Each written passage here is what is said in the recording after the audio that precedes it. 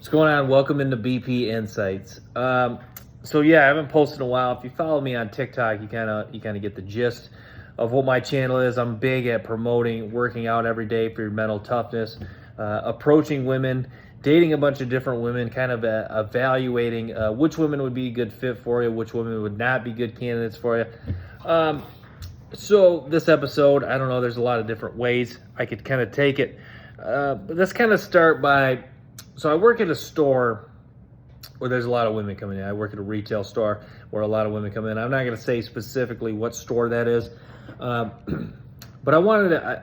So what's interesting is you kind of start to pick up on a lot of things when you work at a store. When you're around women a lot, you start to kind of notice a lot of different things. And the first thing you'll notice, and I've kind of talked about this before, most women don't give a shit about you. They're not attracted to you. They just want to go about their day. A lot of women, people have talked about this before. A lot of women are just focused on the task at hand. They are, their mind easily gets distracted. So if they're going in to shop at a retail store, they're focusing on shopping. If they're at the gym, they're focused on the gym for the most part. Now, is there women that go to the gym? Is there women that go out in public to meet men? Absolutely. But for the most part, women, when she's going to a specific place, kind of like, I guess this is the case for men, she's focused on that specific task at hand as far as, and not really necessarily focused because when they're shopping, they're looking at a lot of different things, the clothes, fucking food, stuff like that. So their mind is kind of their mind does kind of wander to different things, but for the most part, they're not really, that's the last thing on their mind is looking for a guy, especially at the gym too, if they're trying to really get through their workout, especially if it's a girl that gets hit on a lot. That's what I've noticed. Like some of the more attractive girls at the gym, they're hat on, headphones, no eye contact with anyone. They do not want to be bothered they do not want to be bothered at all. So that's one thing I've really noticed. Like especially in the summer at the gym I go to, there was this one girl who was really attractive, and you kind of, if you're a pretty good looking guy, you kind of can understand this. You kind of look to see if they make eye contact, see if they're giving you any indicator of interest. But she was just fully focused on her workout, not making eye contact. So to me, that's one of those cases where you can approach her. Sure, you can approach her, but I mean, that's just, what do they call it? She's just closed off, and what that means is, if you got rejected, that's one you really should not take to heart. Not that you should really take any rejection to heart, but that's one you got to understand that she's fully focused on her workout. She is not there. She's not open. She's not open to meeting guys at the moment. She could be talking. She could be married. She looked younger. I don't think she was married, but she could have a boyfriend. She could have a guy that she's significantly interested in. So that's just a case of pure closed off. But there was, if there's ever anything to keep you motivated, if there's anything to keep you motivated as a man, it's when you have an approach and the girl said she can't give you a number, she's seen something. I had this case. I had this girl, she's super attractive, clearly goes to the gym, she's in shape. I think she's actually a trainer, if I'm not mistaken, but I'm not 100% sure. But she comes in and, as a man, a lot of times you notice an attractive girl right away, and it's kind of like it's like guys talk about, for men, attraction, it's kind of like a light switch, snap of the fingers, you're immediately attracted. I was immediately attracted. So I got her, I was up ringing at the register at the store I work at, and I happened to get her, and, I'm talking to her, and I asked, blah, blah, blah. You know how sometimes you just try to use any sort of comment to try to start a conversation, to try to get some flirtation going. I asked, what gym do you work out at? She said Power, or I shouldn't, okay. Well, I'll just say, she did not mean to say the gym. I guess you don't know where it's located at, but she said the gym, and I had been there a couple times, and I said something about hitting a workout, being a little flirtatious, and She's like, okay. Said something along the lines of, okay, like she might have been interested. And then I said, can I grab, it's cool if I grab your number. She's like, oh, can't do that. She said she was seeing something significant. Yeah, you might think not big deal. But as a man, I kind of took, this kind of hurt a little bit. Not like I'm going to go and cry about it, but this kind of shows that she's basically saying, you little fucking punk, in my mind, I am dealing with a guy who is more worthy than you. To me, that what stung a little bit. That's what that says. Because, it's one thing if she's married or been in a serious relationship, but just seeing a guy, that really, to me, if a girl's seeing a guy, but she meets a new guy out in public, and that guy gets her number, that just shows that she sees that guy as a more viable candidate. She must see the guy that she's seeing as a more viable candidate than me. And that stings a little bit. But to be honest, that motivates you to do better. So I'm thinking in my head, I'm going to do everything I can to beat that motherfucker. I don't even know who this guy is. Who knows? He could be a loser. This guy could sit on his couch and suck down Mountain Dew and eat Cheetos. I don't know that. But I assume this guy's probably in shape. He's probably making more money than me. He probably has more sort of status, better social proof than me. So this motherfucker probably is doing better than me at life. So that burns me a little bit. So, and look, good for him. I'm not here to hate on the guy because, you never find a hater doing better than you in life.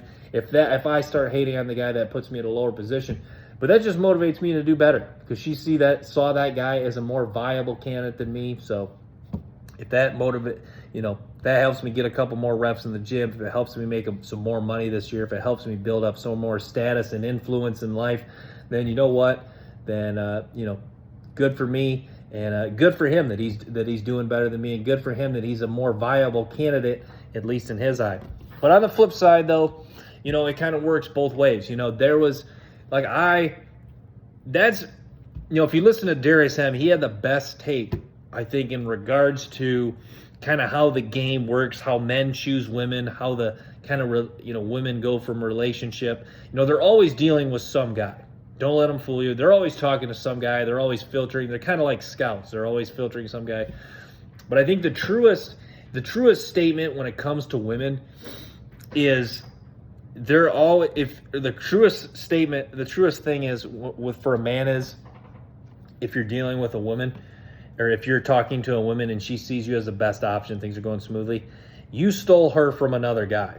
And that doesn't mean that they were in a relationship necessarily, they were married, but that means that they were talking, if you're with a girl now, she sees you as a better candidate as opposed to the guy that she was either casually seeing, in a relationship with, maybe even married. She sees you as a better candidate. So I know that I've taken, like when I was dating my girlfriend, most likely I took her, actually I do know this, I stole her from another guy. They were not dating, they were just talking or whatever, casually dating. But the flip side, when she broke up with me, she must have saw some other guy that was a more valuable or more of a better candidate as opposed to me, kind of seeing what the grass. So it kind of works both ways. So there'll be times that you'll lose a girl to some other guys, but there'll be times you'll get a girl from some other guys. It kind of works both ways. Sadly, if you're not a man, if you're if you're a man who, I don't know, I got to build it myself, but if you're a man who works at KFC, fat, out of shape, kind of just a dork, if you do get a girl, then there's a high chance you're probably going to get her stolen. You're probably a guy that's going to get girls stolen from you as opposed to you stealing more guys. See, that's the thing when you become a guy like Drake. I know becoming a guy like Drake, Tiger Woods, top 1% guys is a lot easier said than done. But when you become that type of guy, you are what is the term, Mr. Steal Your Girl? You are the ultimate example of a guy who's going to steal women. And not just women who are casually seeing guys, not just women who are talking to guys on Tinder. You're going to steal guys. You're going to steal girls from guys who are married. Dan Bilzerian shared that story about, what's sad is how many fucking men are in a relationship with a woman that doesn't respect them. Like, look at the story Dan Bilzerian talked about is the ultimate example of female nature. You know, this guy's married. This girl is just banging Dan Bilzerian, and she just goes back to their husband like not nonchalant. She just kind of rips into him. You know, it's just it's sad, honestly. You know, I mean, they got a dog together and all this shit, and she just going, and Dan Bilzerian, you know, he doesn't really care about her. You know, a lot of times that's what's sad. You know, women is dealing with a guy who doesn't necessarily care about her. She goes home to some beta ass husband who doesn't, who treats her well, but she doesn't respect, just walks all over him. They got a dog together. Maybe they got a couple kids together. They got the double bike and shit. So, yeah, that's just how the game goes. It's savage. I tell you what, you know, people talk about men being savage. I know college football is on. It's football season. You talk about guys that play in the NFL are some of the toughest, most savage dudes, especially with my Detroit Lions, Gardner Johnson. But you want to talk about savage, it's fucking women. Women are savage. I tell you what, my coworker, I'm up at the counter, and my coworker, cute girl, and she's ringing up this dude, and the guy's flirting with her. You know, the guy, I can tell he's probably in college. I don't know, 19, 20. The guy's a little out of shape. Not the worst looking guy in the world. A guy that actually probably, if he gets into shape, actually builds some muscle, probably could do fairly well as far as the dating game. But anyways, you know, he's flirting with her, holding a conversation. You know, that's actually key right there. If you can just flirt, sometimes, I know I'm getting off track, but if you can just flirt and hold a fucking conversation, then you can actually have a chance with a decent amount of women. Some guys can't even do that because they're jacking off, sucking down Mountain Dew all day, and you're not interacting with people. But here's the thing, yeah. I go, hey, he was kind of flirting with you, you know. Did he ask for your number? She's like, no. And I'm like, yeah, I think he was into you. She's like, yeah. I'm like, would you have given him a number? She's like, are you kidding me? She just said, are you kidding me? And then my other coworker comes over and be like, yeah, if it's a man I'm not attracted, I'm just like, thanks, but no thanks. No.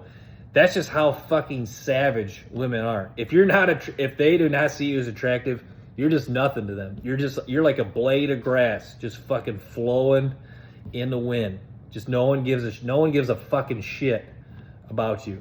You know, that's just how savage the game is. That's why you got to become a cold-blooded savage. And that doesn't mean just treat women like shit. That doesn't mean become a piece of shit asshole. That just means that, you know, you go on dates with women. You know, if they're into you, awesome. Treat them with respect. Have a good time. Have a nice date. Pay for the fucking meal. And then if a woman's not interested, you just, you know, you don't have to, you know, some guys, you know, I used to block the number and stuff like that, delete. You don't have to do that. You don't have to be salty about it. Just don't check their social media. Wish them the best of luck. Hopefully they find a good fit, better fit. And you just, treat women well, go on dates. And if they're not into you, you just move on. That's the thing. You definitely don't put your hands on women, anything like that.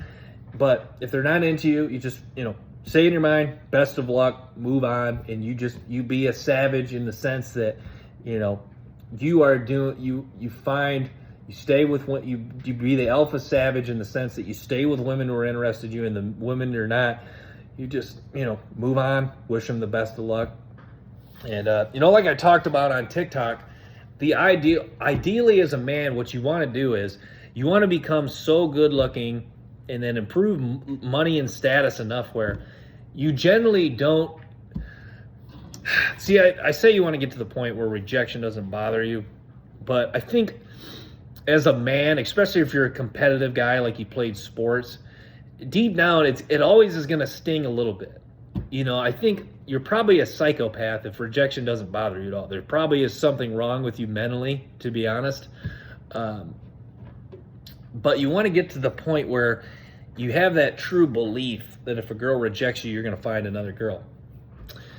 So, a lot of that comes with the mental toughness you build up through the gym, how feeling good going to the gym, looking good in the gym, a lot of that comes with all that. So, that's that's what's important, is building yourself up in the gym, becoming so mentally tough, and understanding that, you know, my either my looks, money, status, two of the three, all three, is high enough where I have a true belief that if this girl doesn't like me, even if she's super attractive, even if she's my type, even if you kind of like her, I can just walk away and I can immediately find another woman like that. But yeah, I kind of had a take where don't be boring with women is key. You know, to me, I've kind of debated about this for a long time about what game really is. And to me, my guess with game is the ability to raise girls who are medium interest into, you know, going on a date, or at least, you know, them giving you a chance to sleep with them, I guess.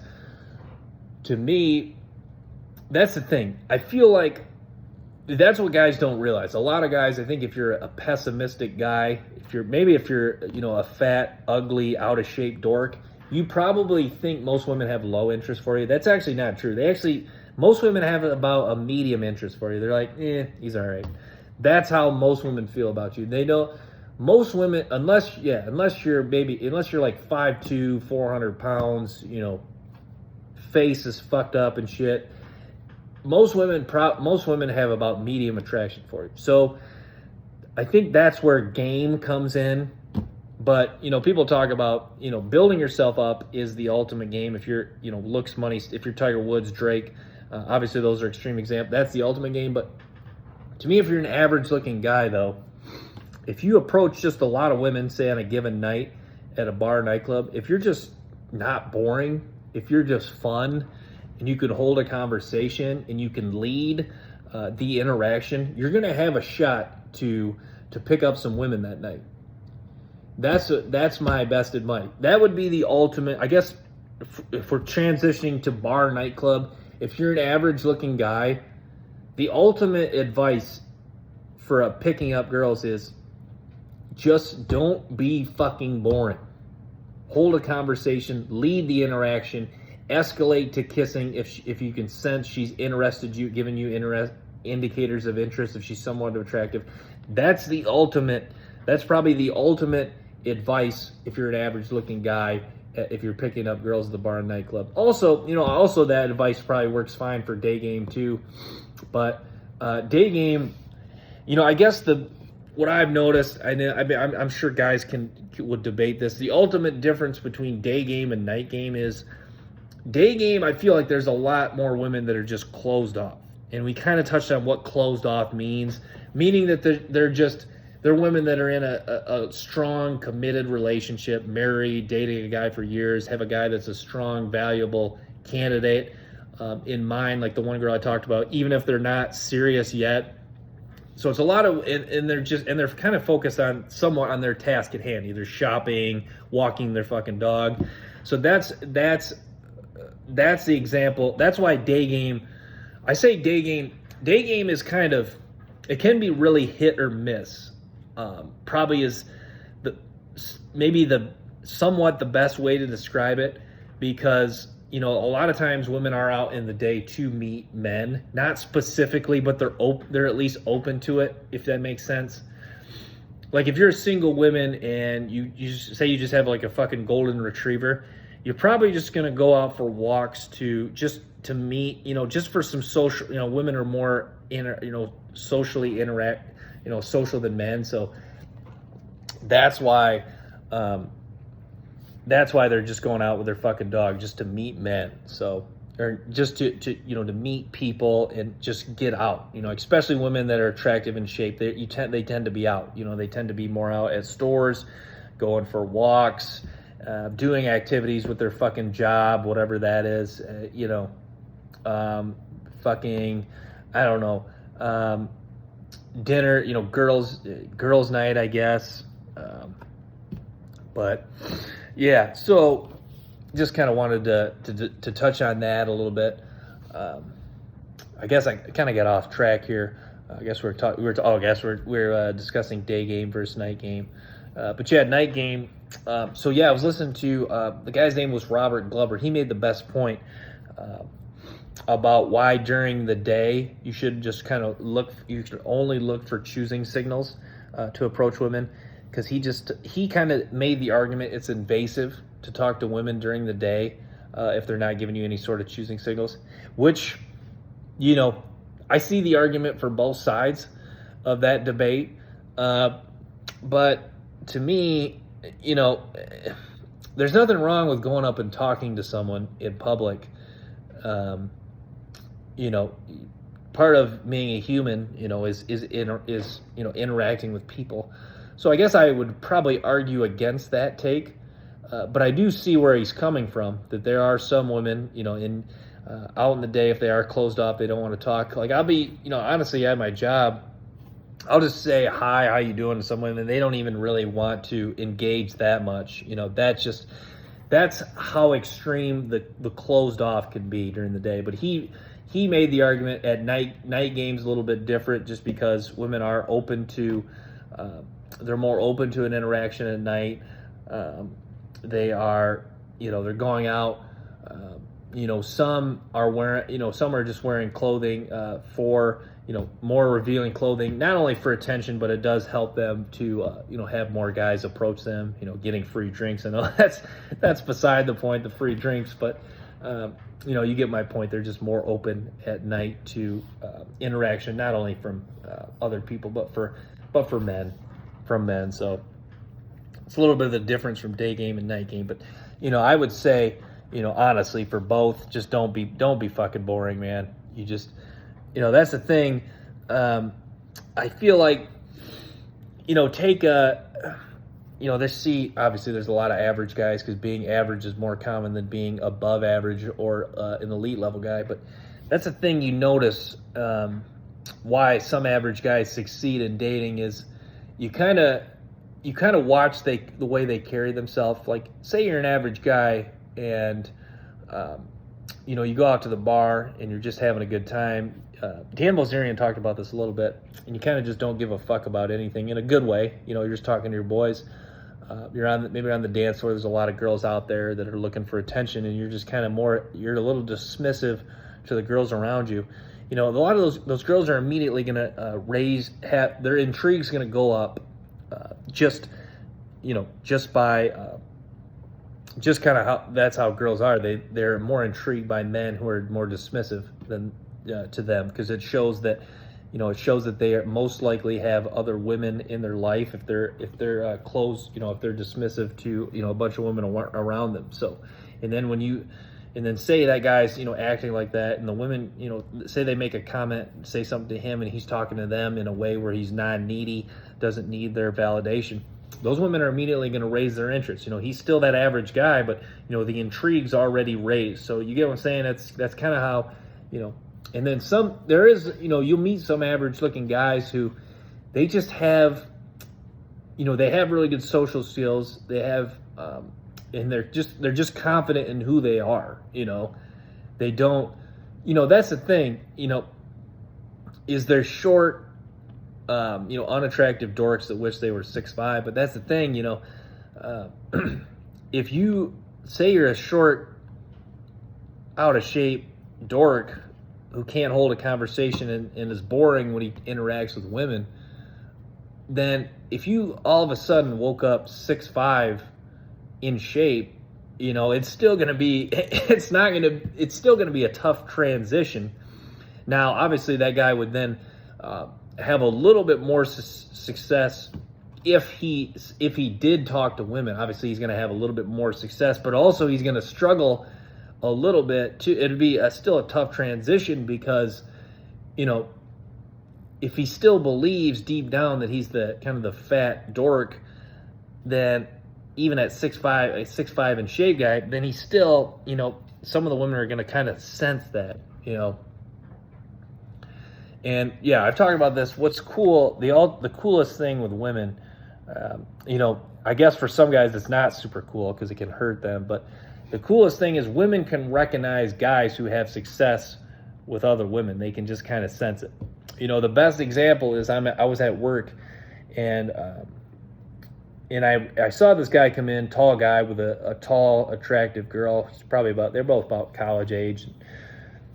I was just, I try to, maybe you think this is weird. I sometimes I kind of, Darius M talked about this too. I kind of try to watch tall, good looking guys who seem confident, who have an attractive girl. They tend to be intriguing because, they must be doing something that in their life they're doing right. Either obviously their looks and their confidence are on point, but also they're doing something right as far as not being needy with women, probably leading the interaction. They have the take it or leave it mindset. So I was kind of, I had this guy and his girlfriend at the register, and I was kind of evaluating this guy. He seemed like a guy that's confident, goes for what he wants, a non-BS guy. And his girlfriend not only was she attractive, but here's the thing, I knew, right, I could assume right away about this girl. I could assume that she was most likely a feminine woman before she even opened her mouth. And she was feminine, friendly. She was talking to me. She was joking about how she got they got a good deal on, he bought like a pack of t-shirts. And I knew right away when I was talking to this dude, I knew right away she would be a feminine woman. Now, she was dressed with kind of like a skirt, but it was kind of like, because they were going to a game, a football game. But I knew, that's the type of way you can read people. That's the way you can kind of try to assume, and make guesses when you have this type of knowledge about how how masculine men most likely deal with feminine women. So I could assume that she was a feminine, friendly woman. She certainly was. So good for him, good for that dude. But that's the thing. I knew before she opened her mouth she was not going to be one of those girls with deep voices. Not to rip on these type of women, but if you notice that, so I can kind of predict within the first few seconds of interacting with, that's the cool thing about working at a register at a store. You can interact with women, and if they seem kind of weird or rude or bad attitude or have like the deep voice. How some girls have the deep. I look at their finger and they're not, almost 90% of the time they're not married. Or if they have like the color hair and shit and just a bunch of tattoos, not that there's anything wrong with colored hair and tattoos, but it's just not, men immediately assume, because it's in a way you're kind of not really respecting your body when you do all that stuff. So I can assume a lot of those women are not either married. I guess I can't know for sure if they're not in a relationship, but I can assume they're not married, and they certainly most of the time aren't. So it's kind of crazy how you can start to read people like that, especially women. When you're around women for most of the day like that, you can really start to read women like that. It's kind of crazy. It's kind of cool. There's a downside of it too. What I've learned is, I can tell if a woman's attracted to me just by her body language pretty quickly, which is a good thing, but also it also can be kind of a negative thing, and it can also help make you overthink. Because like when I'm in line, if like they're fixing their hair and stuff, fluffing out their hair, if they're looking at you, making eye contact, all indicators of interest, good thing. But it can be disappointing in the sense that you see an attractive girl, especially that, is your type, and she's not giving you any sort of looks the time of day. She's, kind of, we talked about closed off. That can be a little disappointing too. And that's why it's a little, I guess that was the cool thing about, especially back, I don't go out as much anymore, but that was the cool thing about, night game. A lot of times is kind of a surprise each time you talk to a different woman, especially when you're getting in that kind of that social flow. That was the cool surprise of when you're talking to a woman and you can sense she's interested and attracted to you, and she's got open body language. That was kind of the cool thing about interacting with women at bars and clubs. But those days, I'm not a fan of that anymore. Don't drink anymore. So. But yeah, that was cool. You kind of the surprise element of, each woman is its own interaction. And that kind of leads me to my next thing. Each woman is its own interaction. If you're, there's times I'm 0 for 15, 0 for 20 in the sense that, no dates, no hangouts, you know what I mean? see, that's the cool thing about the game is, each woman is a different interaction. If you approach a woman, you're 0 for 16. The good thing is, the bad thing is, you're 0 for 16. But the good thing is she doesn't give a shit that you're 0 for 16.